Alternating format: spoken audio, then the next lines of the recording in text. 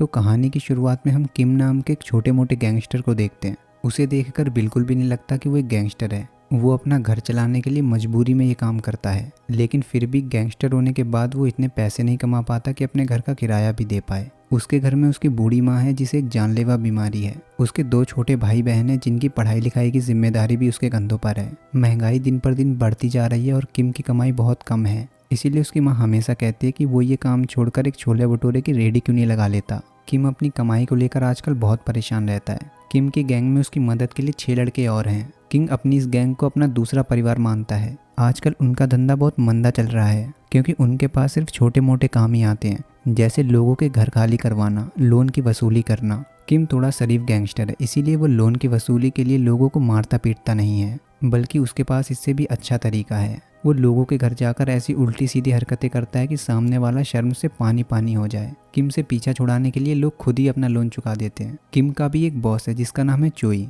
आज किम ने अपने बॉस से कहा कि बॉस मुझे थोड़े ज़्यादा पैसे दिया करो, मैंने कई महीनों से अपने घर का किराया नहीं दिया। तब चोई ने उसे तुरंत चांटा मार के शांत कर दिया। उसने समझाया कि तुमसे ज़्यादा पैसों की ज़रूरत मुझे है। तुम तो जानते हो अगले महीने मेरी बेटी की शादी है और लड़के वाले ने दहेज में स्प्लेंडर मांगी है। असल में चोई किम को बिल्कुल भी पसंद नहीं करता, लेकिन इन सभी का भी एक बिग बॉस है जिसका नाम वॉन है। वॉन किम को उसकी काबिलियत की वजह से पसंद करता है। वॉन किसी भी क्राइम में सीधे तौर पर इन्वॉल्व नहीं रहता, इसीलिए दुनिया के सामने उसकी इमेज एक अच्छे बिजनेसमैन की है। इसके बाद वॉन ने बताया कि आजकल प्रोसिक्यूटर पार्क हवा में उड़ रहा है। उसने वॉन को धमकी दी है कि कुछ ही दिनों में वो उसकी पोल खोल देगा। वॉन ने चोई को ऑर्डर दिया कि तुम इस पार्क को जल्द से जल्द ठिकाने लगा दो। तब चोई ने कहा कि मैं आपके लिए कुछ भी कर सकता हूँ, पर ये नहीं कर सकता। आप तो जानते ही हैं प्रोसिक्यूटर लोगों को मारने पर कितना बड़ा लफड़ा हो जाता है। इसके बाद वॉन ने एक नए इलाके में एक नया जुए का अड्डा खोला। किम की काबिलियत को देखकर वॉन ने उस अड्डे का इंचार्ज किम को बना दिया। अब किम और उसका राइट हैंड जोंगसू अपने इस नए बिजनेस को लेकर बहुत खुश हैं। इंचार्ज बनने के बाद अब किम को लगने लगा कि धीरे धीरे उसकी हालत अब सुधर जाएगी। इसी बीच जैक नाम का आदमी वहाँ किम से मिलने आया। असल में जैक किम के बचपन का दोस्त है जो अब एक फिल्म डायरेक्टर बन चुका है। वहाँ जैक ने बताया कि वो एक गैंगस्टर टाइप की मूवी बनाना चाहता है, पर किसी भी प्रोडक्शन हाउस को उसकी कहानी पसंद नहीं आ रही। इसीलिए वो किम से मिलने आया है ताकि वो असली गैंगस्टर्स की ज़िंदगी करीब से जान सके और एक तगड़ी स्टोरी लिख पाए। किम ने उसे बताया कि गैंगस्टर्स में कुछ ज़्यादा खास नहीं होता, वो भी नॉर्मल लोगों की तरह ही होते हैं। तभी उसे जोंगसू का फ़ोन आया। उसने तुरंत जुए के अड्डे पर उसे बुलाया। असल में किम का वो जुए का अड्डा किसी दूसरी गैंग के इलाके में पड़ता है। जब उस गैंग को इसके बारे में पता चला तो उस गैंग के लड़के यहाँ आकर तोड़फोड़ मचाने लगे। किम और उसके लड़कों ने उस गैंग का डटकर मुकाबला किया, लेकिन तब तक उनका वो गैम्बलिंग अड्डा एक कबाड़ खाना बन चुका था। जैक वहाँ किम को लड़ते हुए देख रहा था और उसका वीडियो भी बना लिया। बेचारा किम पहली बार किसी अड्डे का इंचार्ज बना था। फिर चोई वहाँ पहुँचा। अड्डे की ऐसी हालत देखकर उसे बहुत गुस्सा आया। उसने किम से कहा कि जल्द से जल्द अपने लड़के इकट्ठे करो, उस गैंग को बताना पड़ेगा कि उसने किससे पंगा लिया है। इसके बाद किम 10-15 लड़के लेकर दूसरी गैंग को पीटने निकला, पर दूसरी गैंग को इसके बारे में पहले ही पता चल गया। दूसरी गैंग वाले इन लोगों को बीच रास्ते में ही घेर कर पीटने लगे। सामने वाली गैंग पूरी तैयारी करके आई थी और किम के बाकी के लड़के वहां अभी तक पहुंचे भी नहीं थे। वहां देखते ही देखते चाकू, छुरी, लात, घूंसे सब चलने लगे। इसी बीच चोई बाकी के लड़के लेकर वहां पहुंच गया, जिसके बाद किम की गैंग दूसरी गैंग पर भारी पड़ने लगी। वहाँ चोई इतना गुस्से में था कि उसने एक लड़के को जान से ही मार दिया। चोई जानता था कि अंडरवर्ल्ड में किसी गैंग के लड़के को जान से मारना मतलब वर्ल्ड वॉर की शुरुआत करना। इसीलिए चोई की इस हरकत पर वॉन ने उसे खूब सुनाया। चोई ने कहा कि आप चिंता मत करो, मैंने सब संभाल लिया है। मेरा एक खास आदमी योंगपिल मेरी जगह जेल चला जाएगा। किम वहाँ का इंचार्ज था, उससे अपना काम संभाला नहीं गया, इसीलिए चोई ने उसे इंचार्ज पोस्ट से हटा दिया। फिर किम चोई के आगे गिड़गिड़ाने लगा। उसने कहा कि बॉस आप ऐसा क्यों कर रहे हो, मैंने आपके लिए क्या कुछ नहीं किया। इसके बाद वॉन ने प्रोसिक्यूटर पार्क को रात के खाने पर बुलाया और पैसे देकर उसका मुंह बंद करने की कोशिश की, लेकिन वो नहीं माना। बल्कि जाने से पहले उसने वॉन को धमकी दी कि उसके जैसे लोग इस समाज पर कलंक हैं, वो इन लोगों को छोड़ेगा नहीं। बेचारा किम, उसके पास अब कोई बड़ा काम नहीं था। घर की जिम्मेदारियों को सोचकर वो बहुत परेशान हो रहा था। उसके पास जिम्मेदारियों को पूरा करने का बस एक ही रास्ता था। वो सीधा वॉन के पास गया और उससे कहने लगा कि मैं आपके लिए प्रोसिक्यूटर पार्क को रास्ते से हटा दूंगा। किम ने इस काम के लिए अपने साथ अपने राइट हैंड जोंगसू को शामिल किया, जिस पर वो खुद से भी ज़्यादा भरोसा करता था। इधर जैक प्रोडक्शन हाउसेस के चक्कर काट रहा था, क्योंकि उसकी कहानी में अभी भी इतना दम नहीं था कि कोई प्रोडक्शन हाउस उसके साथ काम करने के लिए राजी हो जाए। इसके बाद जैक किम से मिलने गया। सरप्राइज बोलकर वो किम को एक रेस्टोरेंट में लेकर गया जहाँ उसके बचपन के दोस्त इकट्ठे हुए थे। वहाँ युंजू नाम की लड़की भी थी। जिसे किम स्कूल से ही पसंद करता है। ये बात जैक को पहले से ही पता थी, इसीलिए वो किम को यहाँ लाया। युनजू से मिलने के बाद उसे यहाँ बहुत मज़ा आ रहा था,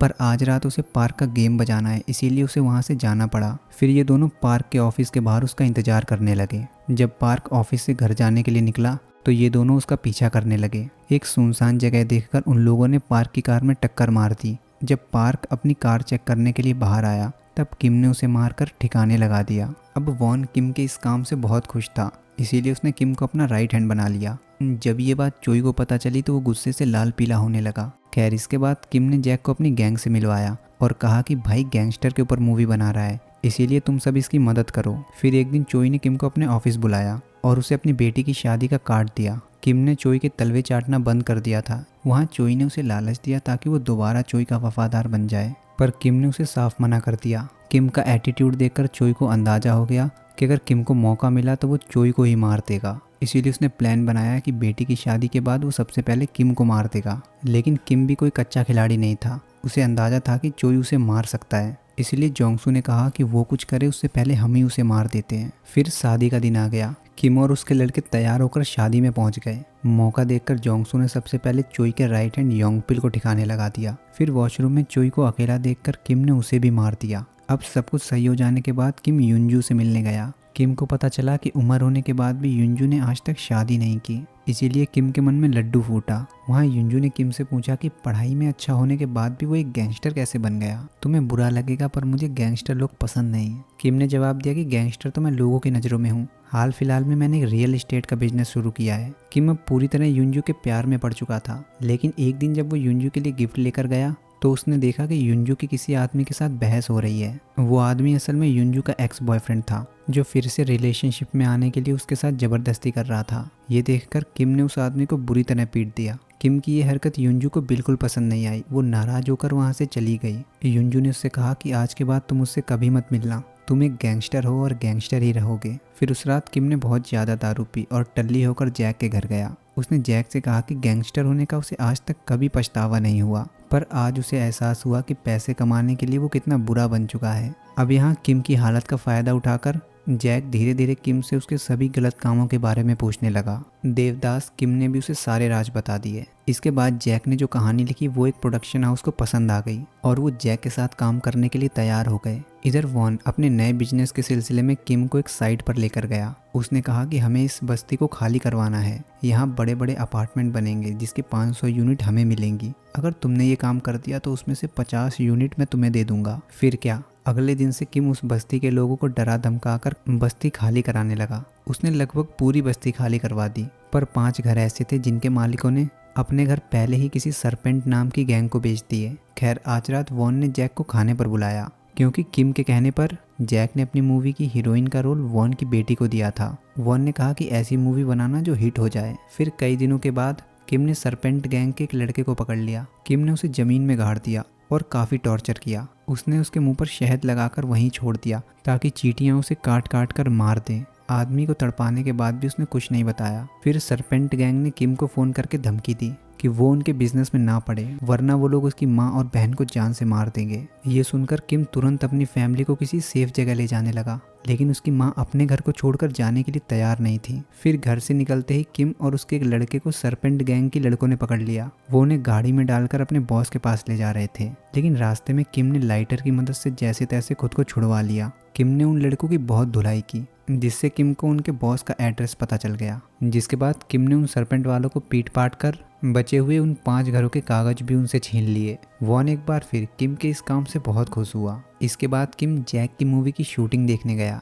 वहाँ किम को नकली गैंगस्टर्स की फाइट भी नकली लग रही थी। तब किम उन्हें सिखाने लगा कि असली गैंगस्टर्स कैसे लड़ते हैं। जाने से पहले किम ने जैक से कहा कि दोस्त मन लगाकर काम करना और एक तड़कती भड़कती मूवी बनाना। वहाँ से किम सीधा युनजू से मिलने गया। किम ने उससे उस रात के लिए माफ़ी मांगी और अपने प्यार का इजहार करते हुए उसने कहा कि अगर तुम मुझसे शादी करो तो मैं ये गैंगस्टरबाजी हमेशा के लिए छोड़ दूंगा। इसके बाद वो दिन भी आ गया जब जैक की मूवी बनकर तैयार थी। प्रीमियर वाले दिन मिस्टर वॉन अपनी बेटी के साथ फिल्म देखने आया, लेकिन तूफान तो अभी आना बाकी था। वॉन ने गुस्से में किम को फ़ोन लगाकर कहा कि जल्दी आकर ये मूवी देख। जब किम ने ये मूवी देखी तो उसके होश उड़ गए। मूवी में दिखाए गए ज़्यादातर क्राइम सीन वही थे जो किम ने रियल लाइफ में किए थे। यहाँ तक कि क्राइम करने का तरीका भी बिल्कुल वैसा ही था। जिस तरीके से किम ने पार्क को मारा था वो भी डिट्टो मूवी में दिखाया गया था। तब किम को याद आया कि उस रात नशे की हालत में उसने जैक को अपने सारे राज बता दिए थे और जैक ने उसी की मूवी बना दी। वॉन किम की इस लापरवाही की वजह से उससे बहुत नाराज था। किम ने वॉन को ये कहकर मना लिया कि वो सब कुछ संभाल लेगा। फिर किम ने जैक से मिलकर कहा कि तुम्हें अंदाजा भी है तुमने क्या कर दिया। तुम्हारी इस हरकत की वजह से मैं बहुत बड़ी मुसीबत में पड़ सकता हूँ। जैक ने कहा कि ये सिर्फ एक मूवी है, तुम ज़्यादा टेंशन मत लो, मैंने तुम्हारे बारे में किसी को नहीं बताया। ये सुनकर तो किम को उसे मारने का मन कर रहा था, पर दोस्त होने की वजह से उसने जैक को वार्निंग देकर छोड़ दिया। फिर जोंगसू ने किम से कहा कि जैक अब भरोसे के लायक नहीं है, हमें उसे जान से मार देना चाहिए। बॉस आप ऐसा नहीं कर सकते तो मैं कर दूंगा आपके लिए। ये सुनते ही किम ने जोंगसू को पीट दिया और कहा कि ऐसा सोचना भी मत, वो मेरे बचपन का दोस्त है, मैं उसे जान से नहीं मार सकता। लेकिन किम के मना करने के बाद भी जोंगसू नहीं माना। उसने जैक को किडनैप कर लिया। जोंगसू ने उसे बहुत बुरी तरह डराया धमकाया, लेकिन उसे जान से नहीं मारा। ये सब होने के बाद जैक को किम से बहुत ज़्यादा नफरत होने लगी। बदला लेने के लिए जैक ने किम के बारे में एक पुलिस ऑफिसर को सब बता दिया, जिसके बाद पुलिस हाथ धोकर उसके पीछे पड़ गई। एक दिन जब किम युनजू से मिलने गया तो वहाँ पुलिस वाले किम को गिरफ्तार करने के लिए आ गए,